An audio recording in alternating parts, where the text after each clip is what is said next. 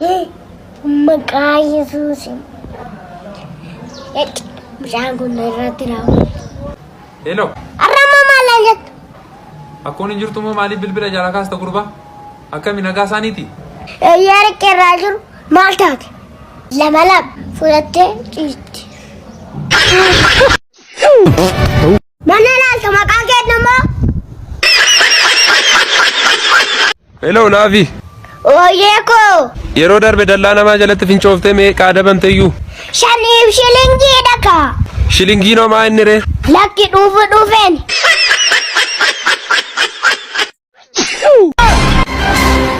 Otoo ijaarsi jiru anaan nan ajjeesin.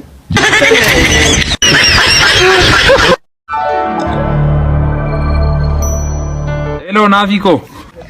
Bulloo koo. Dhageessee ta'uu ta'e baay'inni harroota Itoophiyaa keessatti miiliyoona 8.8 galanii. Rabbi sinaa baay'isuka obboleessa koo. Baay'een si yaadee jirasti suura keenyaa ergimee nyaatarroo jiraatte yeroo nyaattu tapharroo jiraatte yeroo taphattu. Bobborra jira. Maal si ergu? Hello. Boru birthday keetii daa'imni furraamii tokkittiin akka hin argamne jedheera jaarsi itti miiriyoota keetti. Ati sun argamtu jechaadha.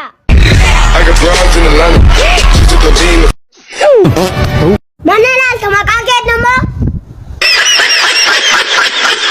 Naafi garuu gaa'elli mana fincaaniiti. Warri keessa jiran ba'uu barbaadu. Warri ala jiran immoo itti seenuu barbaadu. Maa inni garuu wanti isa. Ati immoo lamaasaa kana agarte balbala mana fincaanii ta'uu keetika. Naafi saaxinni reeffaa birrii 4,500 galee waaqni umurii keenya nuuf haa dheeressu malee. Maaltu si laallata atiin kaffaltu? Gurbaa akkamitti rukutamtee galta maqaadha dhiira rarraaftee deemta miti? Maalinni isa namatti rukutanii? Naafi barreeffamni kun maal jedha? Kummoo? Hanqinaa uuka. Qubee kaan illiqinfamti. Nyaata booda moo nyaata dura? Abbaan kee miindaasaa birrii 2,500 fudhatee harmee keetiif 2,500 kenneefi maaltu hafaafisa? Dadhabina laphee dhiibbaa dhiigaa kana malee maaltu raafa? Hello Naafi shaarkiin jecha biraatiin maal jedhama? Shaarkisa dhiiraa moo shii dubaraa? Laakkisa dhiiraa. Shaarkii dhaka. Iseen dubaraa hoo? Shaarkii irraa dhaka. Gurbaarra maal taateet barumsa barfatte? Jaarsa wayit birrii dhibba gate. Atoo barbaachisiisaa turteere? Laakki birricha irra dhaabbatteen. Hello Naafi dhagaanneen gadda jaarsi buusise sun yeroo lakka tokkitti irra teessa dhaqee? Ofii kee lakkooftetta. Wayne.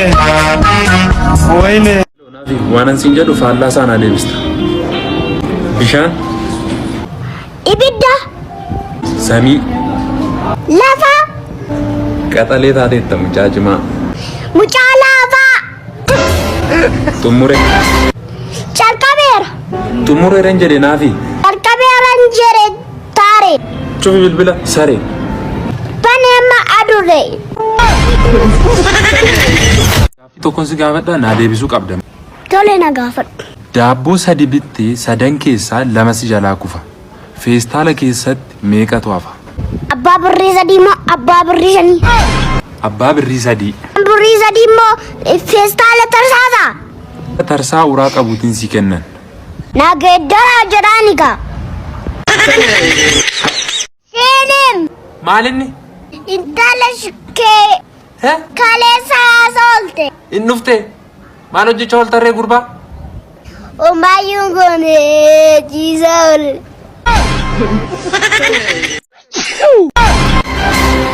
Otoo ijaarsi jiru anaan nan ajjeesin.